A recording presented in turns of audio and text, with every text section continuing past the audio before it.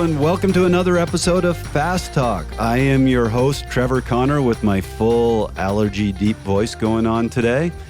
I am here with two co-hosts. So you all know Rob Pickels, but joining us again, we have Grant Holicky, who can't stop playing with his phone. It's just nice to be here, but unfortunately, you guys aren't the most entertaining people in the world all the time, so I have to entertain myself with the phone. Yeah, I'm sure our listeners are looking at their phones too while we're talking. So, well, Pickles spends so much time talking to his phone breakfast. I don't need to hear about your breakfast. Hey, man, listen, when we got to do a sound check in the morning, I like to talk about what I had for breakfast. And we're back to the latte. Back to the latte. Thanks, and I'm happy to be here, Trevor. We appreciate it. I want to go to the Holicky household, so when I can see you yelling at your kids or playing on their phone at dinner, I can be like, Yeah, and real quick, can I point out that this morning for breakfast, Grant had toast with almond bread? Yeah, I had toast with toast. Yeah, it was a toast sandwich. I think I'm picturing this as a piece of toast, a piece of raw bread, and another piece of toast. Yeah, I'm anti-paleo. Yeah, that is truly about as un-paleo as you can possibly get. I tend to do that. I sit there in the morning, I try to think of what would be paleo, and then I go the opposite the total direction. opposite. Yeah. If you could get like some gluten spread to just put on top of the toast. It's like that Seinfeld episode where he orders Chinese food and goes, extra MSG. That's me. Can you put some gluten on that? What would the closest thing to gluten spread be? I don't even know how you'd make that. I actually want to know, like, if you could separate gluten and turn it into a paste, what that would taste like. Right. Wheat paste. Next episode. All right, wheat paste episode. Yeah, I'm in.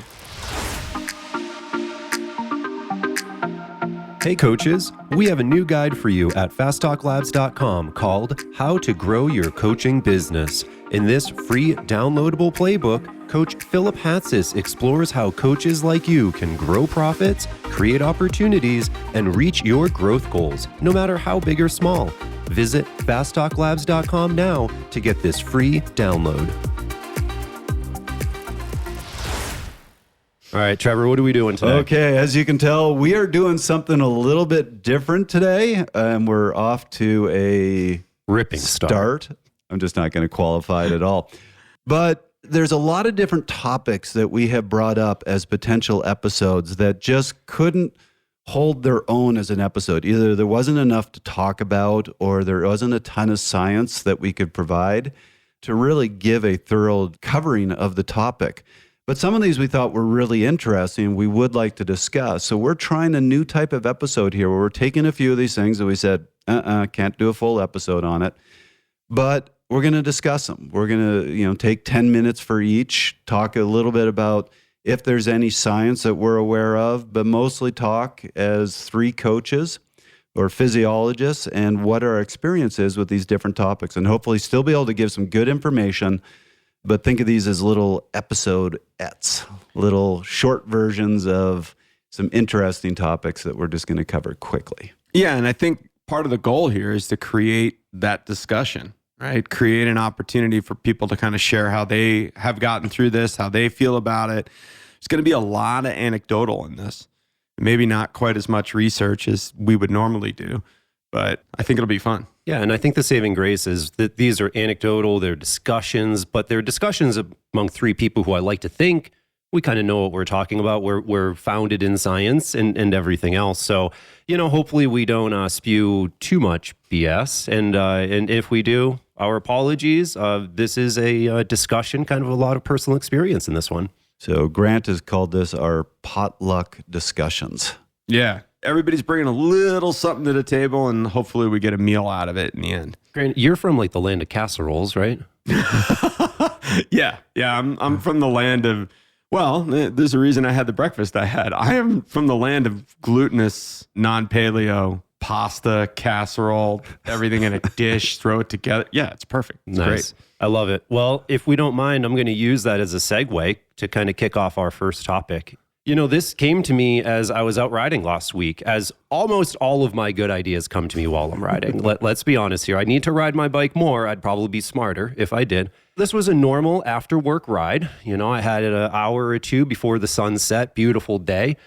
So I grabbed a water bottle. I set out on my gravel bike and, I try to do that because not take any calories with me. That's why I use your food segue. I didn't take any calories with me because I'm a very carbohydrate dependent person. You know, back in the day, my wife found me one day sitting on the floor of the kitchen, staring into an open refrigerator because I was so bonked, I couldn't even choose what to eat. That just describes how carbohydrate dependent I am. So anyway, we've flashed back to last Wednesday or Thursday, and I'm out riding. And my water bottle, it wasn't enough. I was getting hungry after an hour and 15, hour and a half of riding. And I was going to be able to make it back home, but I was definitely not really having any fun anymore. So I'm out riding kind of the dirt roads north of town. You guys are very familiar with Nimbus Road. And on the side of Nimbus Road, there was this little stand. I don't know if you've seen it, but you should look. Grant knows exactly what I'm talking about. Grant knows. I skidded to a stop. It was almost like a sliding into a parallel park on my gravel bike. Skidded into a stop at this little stand that was full of honey. And fortunately, they took PayPal. Oh. So I bought an entire jar, like mason jar, full of honey. How did you keep that on your bike? Well, because I'm a gravel rider, I have a handlebar bag. Okay. Of course you do. Of course I do. And so what did I do? I then rode out to Neva Road. And here's the thing. I was going to take the trails back home, but I now have a glass jar of honey in my handlebar bag. So I couldn't take the trails because it was knocking against my head tube. So I'm now heading away from home at 25 miles an hour on Neva, sitting up, my finger in a honey jar, eating honey off my finger.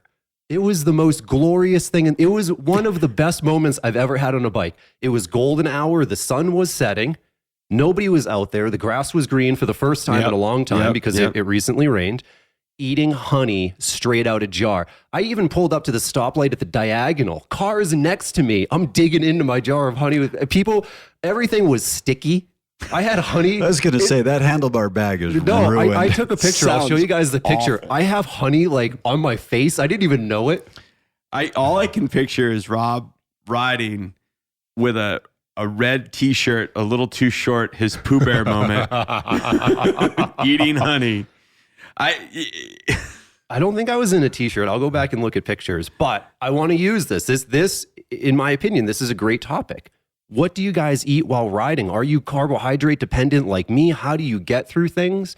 Because I know for me, I'm super dependent on food, and try as I may to extend my time that I can go without eating on the bike, because it's a huge limiter. Because I love to do really long mountain bike adventures, and I have to take a gazillion calories with me. What's your experience kind of with this food? What are your favorite things to eat while you're out there? What do you got? I'm going to let Trevor go on this one because I have this sneaking suspicion he might be different than Rob. I'm still not past the moment of do we now need to call Rob Winnie the Pooh for the rest of his life. I'll take that. Rob Pooh Bear Pickles. Little Pooh Bear. I like it. Pooh Bear Pickles. I think I know the photo that we're going to use for this episode. Oh, I was in a green Henley. Wow. You are covered in honey. And I'm covered in honey. Okay, I do have to interject. This is not about ride food, but I hate nothing more than being sticky. Yeah, it is one of my least favorite things in the world. And I will make major choices in life to avoid stickiness. I've been mid-cross race, having taken a gel, and we can get to that, but it was because I had a gel at the start, and I had gel on my fingers, and it was sticky, and we're in the first lap of a cross race, and I got a water bottle, and I'm spraying down my hand because I hate feeling sticky.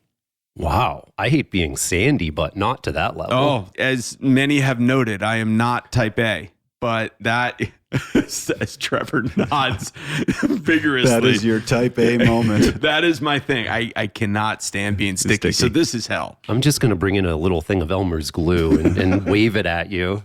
Honey might do the trick. Trevor, tell me all about this, food. all this reminds me of, I just got to quickly share my story of the most epic ride I ever did in my life. This was when I was living on Vancouver Island. And there's this route that anybody who's lived on Vancouver Island knows exactly what I'm talking about when I talk about the Port Renfrew ride, which is this about 110, 120 mile epic, just up and down killer climbs route. And you go to this little logging town of Port Renfrew, and basically the road ends there. Like you take this road out and it just ends. That's awesome. And then you have to come back on all these hills. And this route, under normal conditions, will crack you. But I went out by myself, did not go fully prepared, was thinking I could stop at a store. And there are very few stores on this route because you have no idea just how out in the middle of nowhere you are. So did not bring enough food, did not bring enough water. And as I'm passing the few stores, I discovered I'm riding on the day when all the stores are closed. So there was nowhere to stop to get food, nowhere to stop to get water. I get to Port Renfrew, realizing I got a little over 3 hours to get home. I'm out of food. The one store in Port Renfrew is closed. And then I look at, when does the sun set? And it is in 2 hours. And you're on a logging road with big logging trucks that will kill you. And if anybody's ever been, no, legit, this is a problem. Logging trucks haul butt on logging roads. There's like no rules out there for like a gazillion ton ton actually vehicle. Laws that logging trucks have the right of way because they are so heavy and so big they can't really stop and get out of the way. So they can literally take you out and keep going. So I had my, oh my God moment. I'm already bonking and I now have to time trial this killer route back. No food, no water, somehow made it. I left my bike outside of my apartment.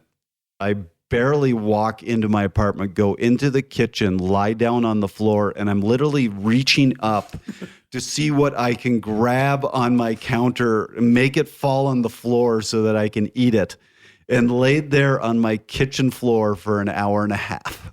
Sounds about right. I think we've all had that moment-ish with ride food. I'm very different than Rob in that I typically won't bring a lot of food. I had to learn how to eat on the bike. And it might be my history in swimming where you'd go 2.5, 3 hour practices. We never ate. You can't eat in the pool, can you? No, I mean, and now I ask my swimmers to bring things. Like it makes such a difference, but we never ate in the pool. And we never even had Gatorade on the pool deck. I mean, this is a long time ago. It was maybe we had some water. So that's what I learned, for better or for worse, right? And so I brought that to the bike, and I got to a point where I could go a 3 hour race, almost no problem with no food. But if I started getting over 2.5, 3 hours with no food, I just cracked. And then you can't catch up, right? So I had to learn how to start eating in the first hour of a race or eating in the first hour of training rides. And honest to God, man, it's learning. I had to actively force myself to eat. I'm not hungry. So really a different experience than yours. And my wife, who's a registered dietitian, talks about this all the time. You have to train yourself to eat the proper amount of food, whether that's off the bike or on the bike. But, you know, we'll all have these wheelhouses that are our natural place. But how do we train that? I don't know that you can train the other direction. I really don't. What I think is interesting here is you look at my body type, right? I have fairly big legs, fairly big calves. I don't lift or anything else. I have a body type that you would expect for someone like me. Trevor, kind of a body type. You're more of a lean climber sort of guy. I'm very envious of who you are. But Grant, you're different, right? Because you're a very strong individual. Like you have solid muscle mass. Your legs are just as big, if not bigger than mine. So it's interesting that your energy system is that much sort of different. And is that just training or is that something else? Well, I mean, I think the legs, I grew up swimming breaststroke and you just constantly use your legs and you do that. But I really had to work and continue to have to work as a 49-year-old cyclocross racer. If I don't put a ton of top end work in during the course of a year, I don't have the top end. Yes. I revert back down to my baseline, which is go forever, go forever, go forever. And I found that out the hard way, right? I've had to figure that out and go, oh, wow, I don't have a sprint anymore. But yeah, people look at me and go, oh, you're a sprinter. And I'm like, no, I'm not really a sprinter. I'm a great lead out guy. Good draft. I can ramp it up for a minute, minute and a half, 2 minutes, 3 minutes, something like that. But my explosive power is not very good. Yeah. So this is kind of an important point because you brought up I'm kind of that lean climber. At least that's what I look like. But that's not my natural form. So when I moved to the National Center in Canada, I was 180 pounds. And I wasn't fat.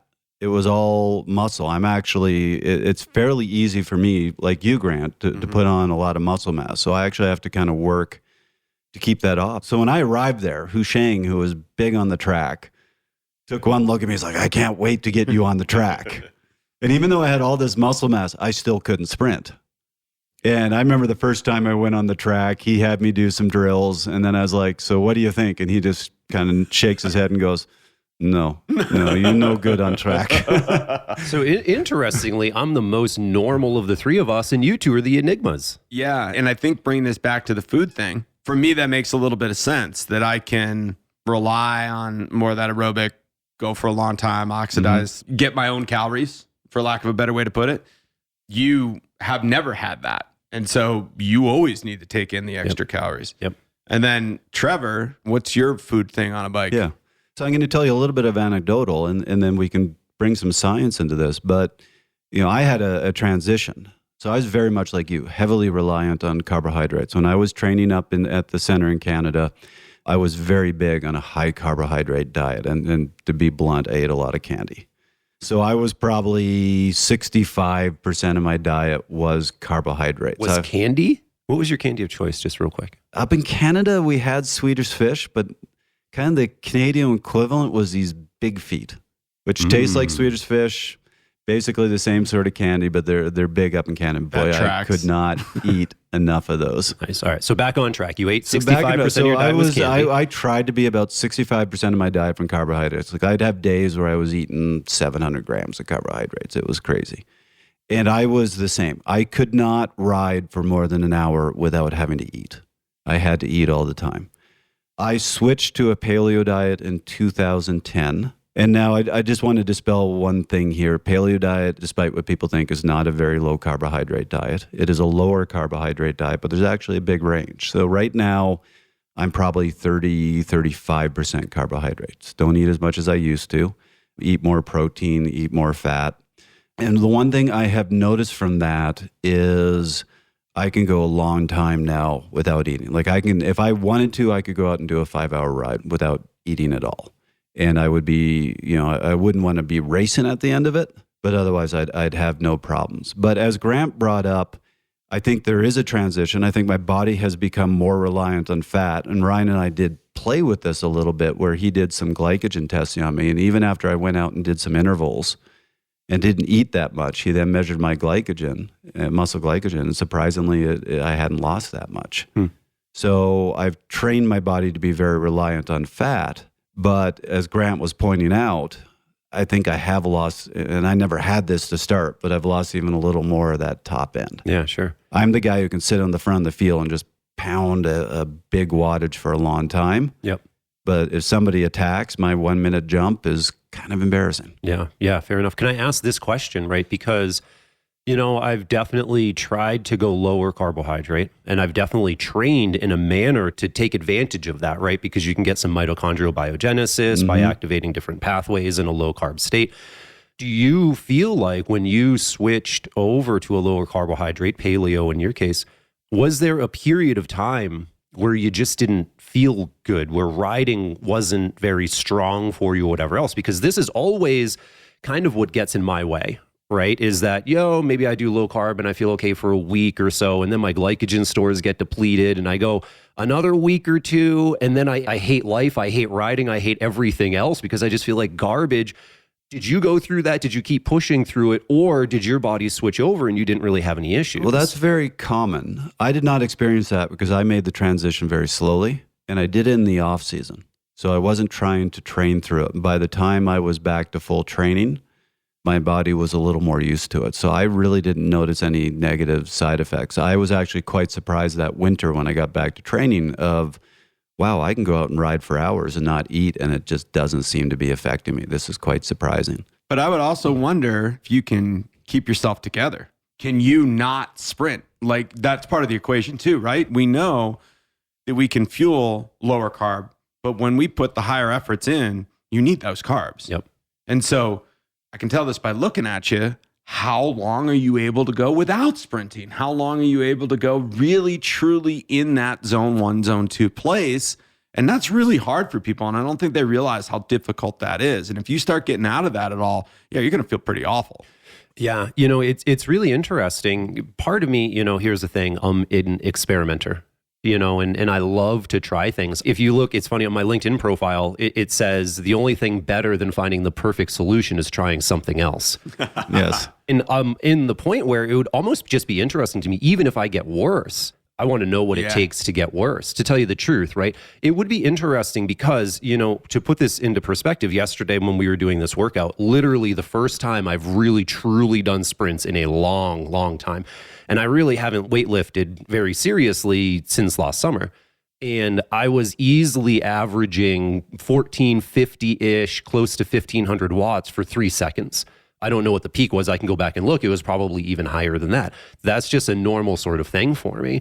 So I wonder if I'll always retain that ability. I don't think I'll ever come down to having a peak sprint of 900 watts. I just don't know if I can do that. That's what I was going to bring up is, back when I was a pretty muscly guy eating a ton of carbohydrates, I sucked on the track. I had no sprint. I have never had a sprint. I think when you're talking about that really top end, that's where you really get into, do you have the genetics or not? Like you said, you haven't been doing any sprint work. You haven't been doing any strength training. I have been in the weight room all winter and spring, absolutely hitting that side as hard as I can. And you're putting out 1400 watts for 3 seconds yesterday. I couldn't break 1,000 watts. Yeah. But what's interesting about this, right, is I have no interest in racing on the track at all. Maybe it's because I ran so much track, as my primary sport, that I have gravitated to doing these long, stupid mountain bike things, which are totally the opposite of what my physiology would demand.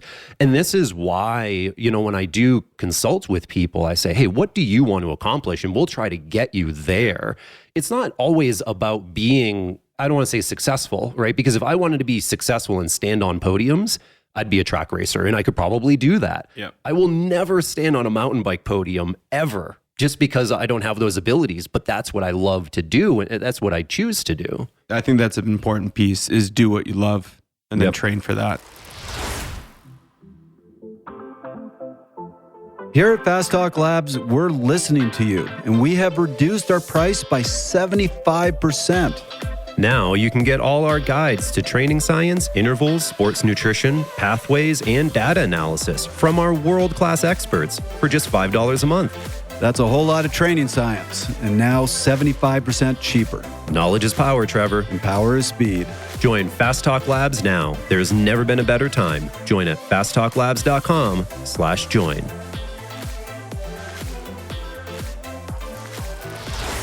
So we need to start transitioning to our next one, but I'm going to finish up here with where I have landed with my athletes, which is I do think some athletes are a little more carbohydrate dependent. Other athletes don't need it as much. I am very against the extremes. I'm not a fan of the go to the keto approach, and I'm also not a fan of the super high carbohydrate, because there's no way to be super high carbohydrate without eating a lot of junk food. There's just no way.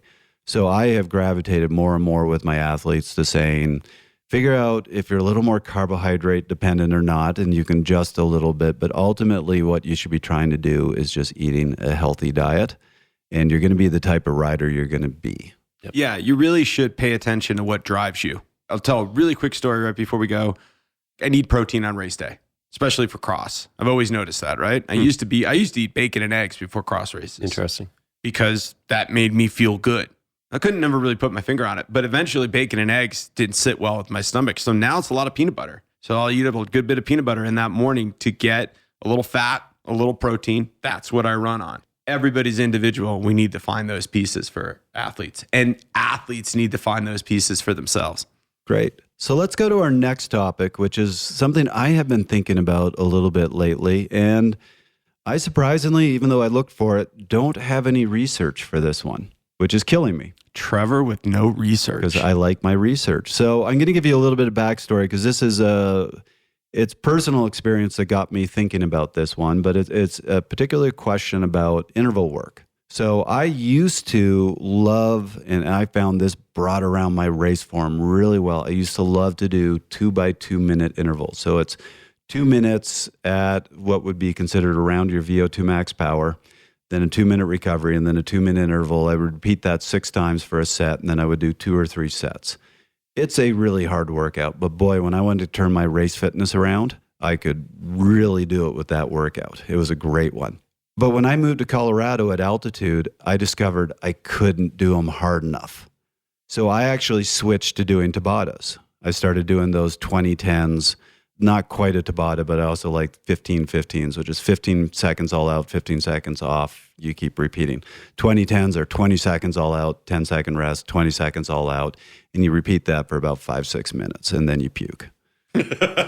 So living in Colorado, I had to switch to those Tabatas because I found I could do those at altitude.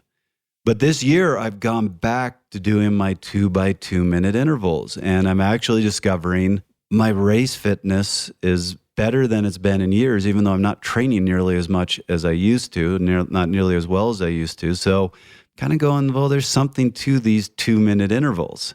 And I'm wondering what the difference is. And I have read study after study comparing interval work. But interestingly, I haven't really found any that compare those very specific Tabata protocols to what you see as more standard in the research. Like research loves to look at 5-minute intervals, 2-minute intervals, 3-minute intervals, 1-minute intervals, but you always see a long rest. You never see that shorter rest. So I actually couldn't find a study comparing this style of interval to the Tabatas. So I was really interested in discussing this. And do they hit the same energy system? Do we feel as one is better than the other? What are your thoughts?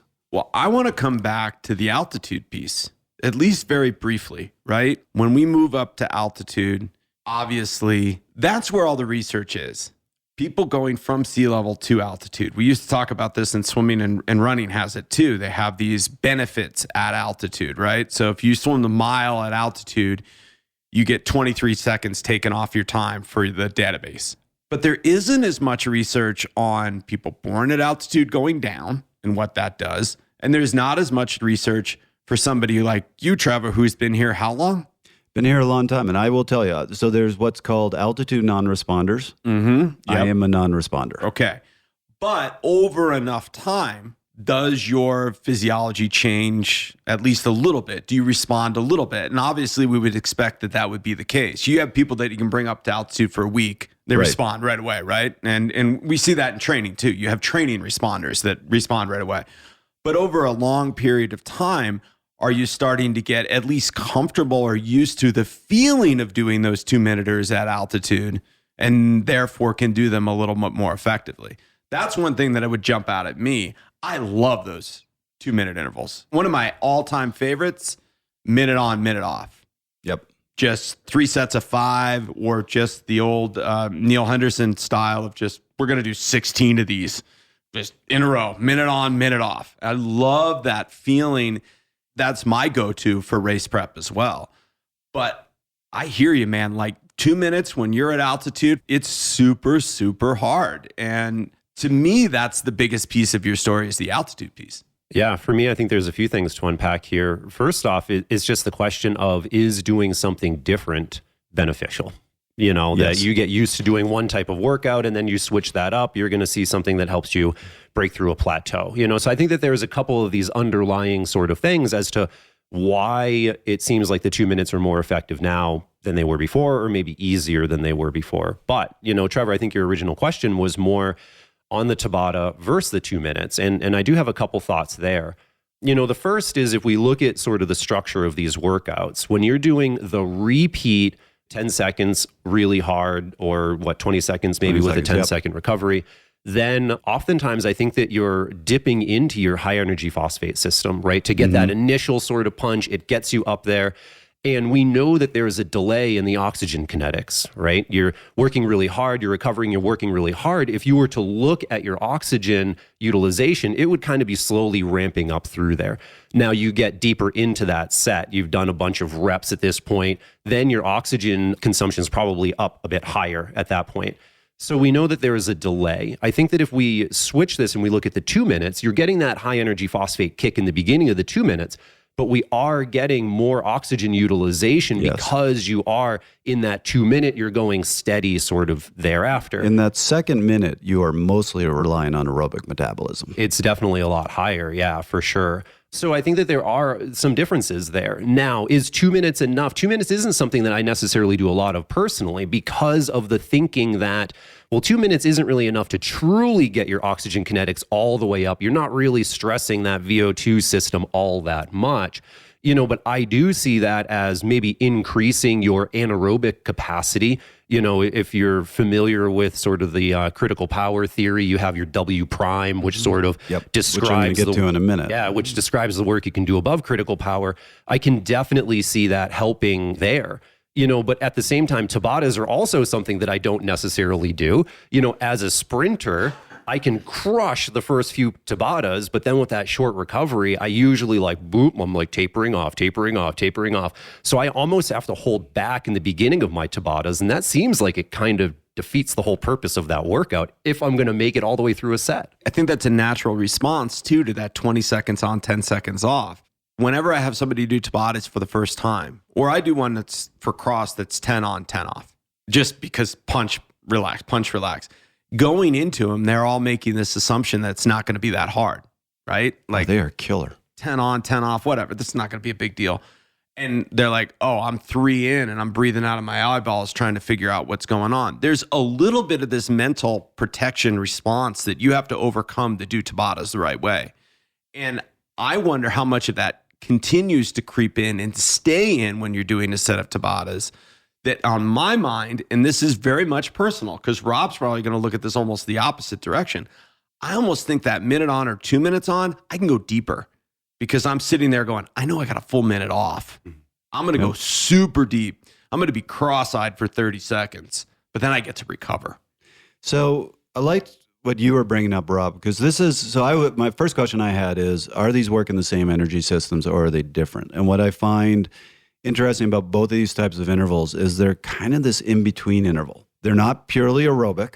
They both might start with heavy reliance on anaerobic, but because you're doing those 2 minutes, you're going to deplete that anaerobic store and be relying a lot on aerobic metabolism, as we said, in the second minute of each interval. And I do also think with only the 2 minute rest, you're never fully repleting your anaerobic side. So by the time you get to that 6th interval, you're above threshold, but you are relying a lot on aerobic metabolism. But Tabatas, because you only have a 10-second rest, you might be able to do, as you said, as a sprinter, you might be able to do the first couple 20 seconds anaerobically.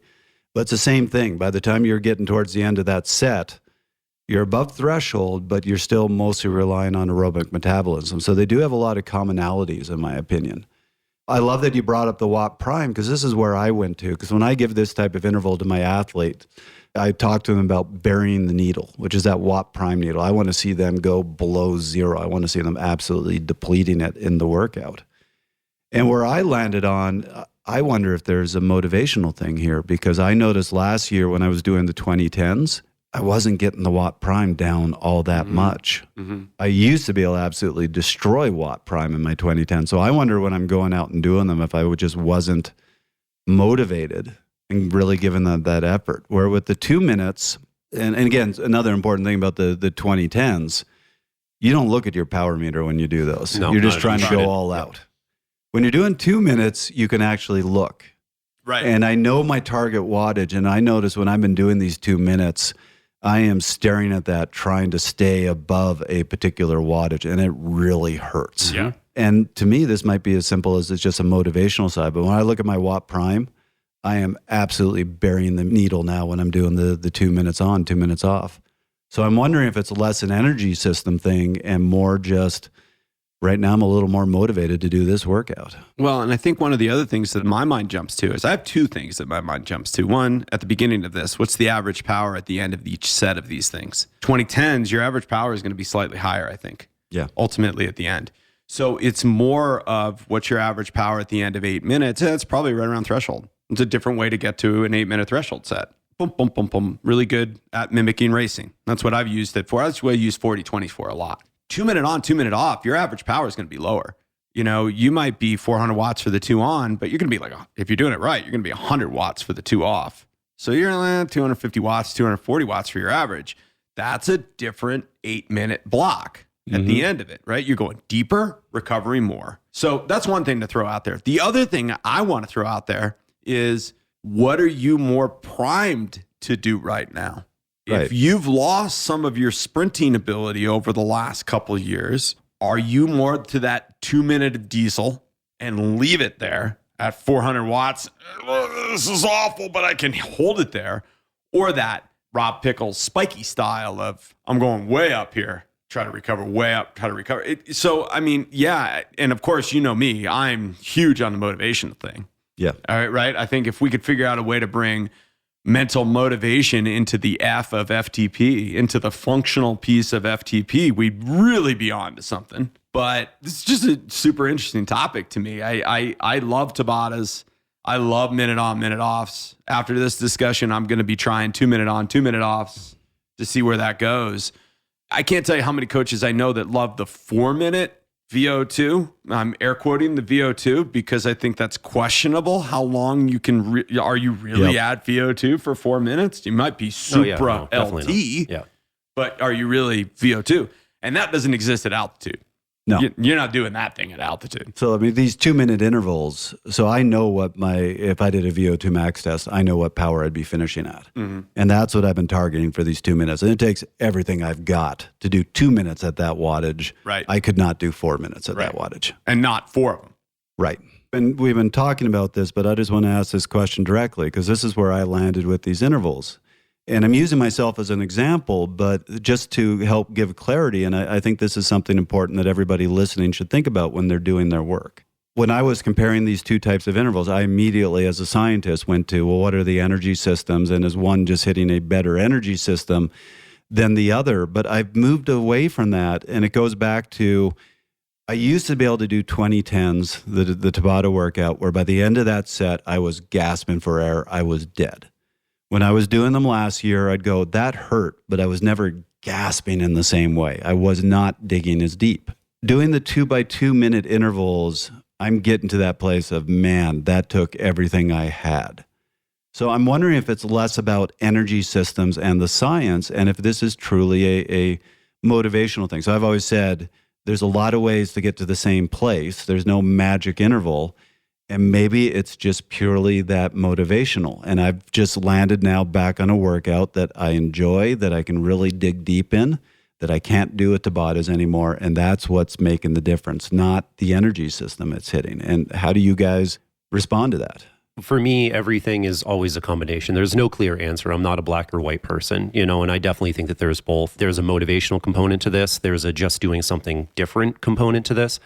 I do think that we're hitting energy systems differently. Like I said, I think that the Tabata is going to be stressing that high energy phosphate and the recovery thereof, maybe a little bit more importantly, in the 2-minute on, 2-minute off, and you're looking maybe a little bit more at lactate clearance. You're actually getting a little bit of that for 2 minutes as you're pedaling at low watts. So I do think that the energy systems are different as well. Now, exactly why one is, hitting you a little bit better or harder right now is such a complicated answer. I don't have that answer. I am a big fan as a coach of variety. I really, really like variety. And I will sit there in a training plan and look at 2 workouts that I'm trying to decide between. One might be a slightly better workout physiologically for the athlete, and I'll use the other one if I haven't used that workout for a while with them. This is personal preference on my part, and maybe I have athletes that don't appreciate it, but I like to keep things varietal. I don't like to repeat a workout inside of a month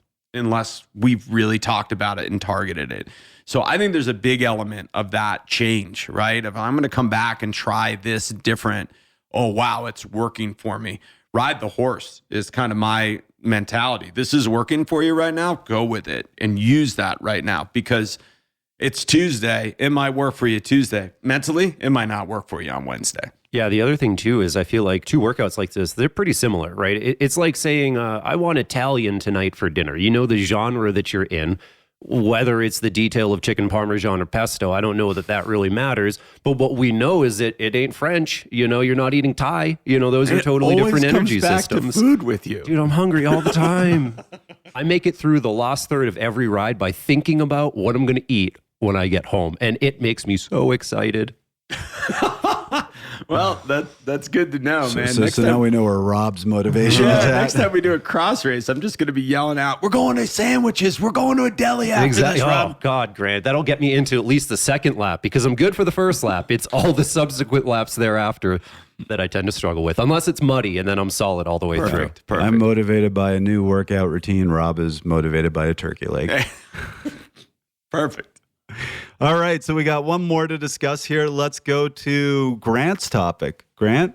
So one of the things that I've been noticing lately and really stood out in cross season, but I've noticed it in some of my athletes this year too, is we're watching these athletes come off of breaks or injuries and have the first race back be this phenomenal race. You know, the great example of this is Matty Heyman a few years back at Roubaix, right? Breaks his arm.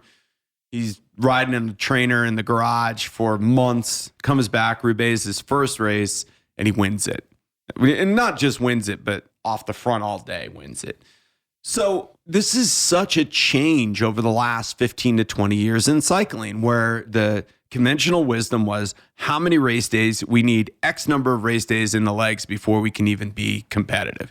And I even noticed this year, the announcers like crazy, and Wout van Aert wins the first race of the year, and everybody's like, this is the first time he's raced all year. Now, we can talk about cross, and he'd been racing cross, but still, first road race of the year, and he wins. Van der Poel comes back after the back injury, first race of the year, and he wins. Jenny Rizvets last weekend at the World Cup mountain bike, first race of the year, and she's second. So what's changing? You know, why is this something that's able to happen now versus 20 years ago when this was unheard of? I mean, it almost never happened. People didn't go win on their first race day. So my question to you guys is, what is changing? Because if it was just Van der Poel or it was just Van Aert, we could just go, oh, those guys are freaks. They're different. Or it's the cross impact of it. But Van der Poel had no cross this winter. And it's not just those guys. So what's changing? What do you guys see? So I have a theory on this, and I'm going to be very interested in your reaction to it. It has two answers, and there is research on this. If you go back 20 years ago, the season was shorter, and you had a very traditional periodization approach, which was long base season, then a big transition where you do a ton of racing to get into form, and then you're on form for a while. You hold it as long as you can until basically then you crack and season's pretty much over. You might be able to come back once, but that's about it. Right. So it was a very, very long build and then hold. You can't do that anymore because the seasons have gotten so long. And what you are seeing athletes switching to is a more block periodization approach, which is you do these shorter blocks, and there's 3 phases to it. You have a couple weeks where you literally go back to basically base training. Then you have a short build of a few weeks. And then you have this realization phase where you are on race form, but it's only like 2 weeks, maybe 3 weeks. And then you repeat the cycle where you go right back to base. And you see athletes now doing 6, 7, 8 of these blocks in a season where go back to base, quick build, be on form for a couple weeks, back to base. And you just keep repeating that cycle. So to me, some of this is athletes have gotten very used to that of building quickly and getting onto form quickly, that one of the side effects is if you get injured, your body's used to that. So when you come off the injury, you can do that quick build and be on that form quickly. The other side of this that I wonder is because that's now more the approach that you see athletes taking, if that's now favoring the type of athlete who can get onto form really quickly. I'm actually one of those athletes, I need 7, 8 races to find my race legs. And I wonder if athletes like me couldn't survive as well in this current environment. And now you're seeing those guys who can come onto form quick, but can only hold it for a short period of time and then come off and then come onto form quickly again. If now it's actually selecting for that type of athlete. Yeah, I think that for me, it's a chicken or egg situation, right? Where I think the nature of racing is changing. We are not seeing athletes compete a season like we did in the past. Well, and even within the individual races, it's changing. Mm-hmm. You watch road racing now, it is way more dynamic than it was before COVID even. Everything. I mean, in a lot of regard, cross racing is too, right? Cross racing used to be 3/4 of the race was a parade, and then everybody attacked each other in the last lap or two. That's why Sven could have the slowest start of anybody on the planet. You play the Jaws music, and all of a sudden he's there. Exactly. Now these guys go out of the gate hard. I mean, it's strung out from the beginning, right? Yeah, it's unreal. For me, one of the big pieces that I keep coming back to is this rest piece, or the forced rest piece of an injury. I've had a couple athletes this year that took way more breaks than what would be our norm or our comfort. We had to. We didn't have a choice. There was injury, sickness, one athlete with the fires in Boulder, and other athlete for mental health issues. Just, I need a break.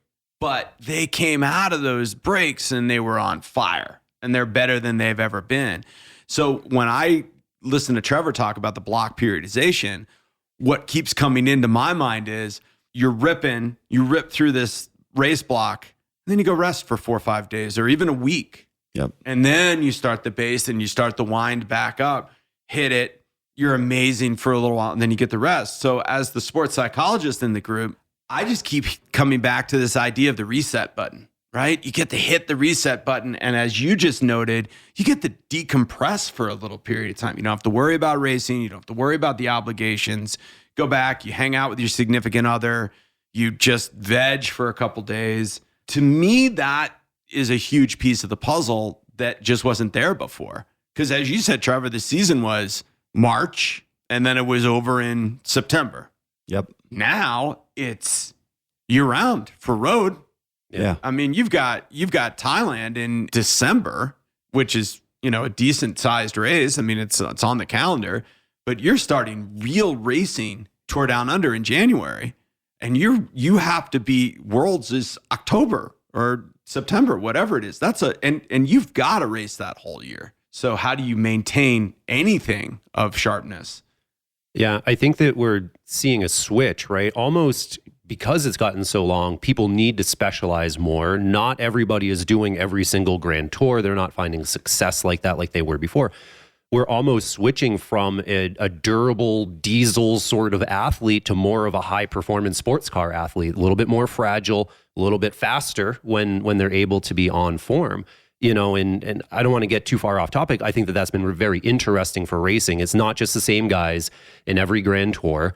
It's who's showing up for this one, who's on form, who's able to, but I think in the pro peloton, what we're seeing right now, and this is across the world, right? COVID changed everything about life. There is, anecdotally more sickness now in the pro peloton than there has been in a very long time. Oh yeah. And it's not people getting COVID, it's just people getting the stuff in general, that's setting them back. And so, we are ending up in this position, and Grant, I did mean to ask you a question before. You were talking about some of the athletes you're working with. Did you change the training? Is it more of a, I don't want to say frenetic, but big lows, big offs, and then really hard in between because you're trying to catch back up, as opposed to maybe a little bit more of a moderated sort of build?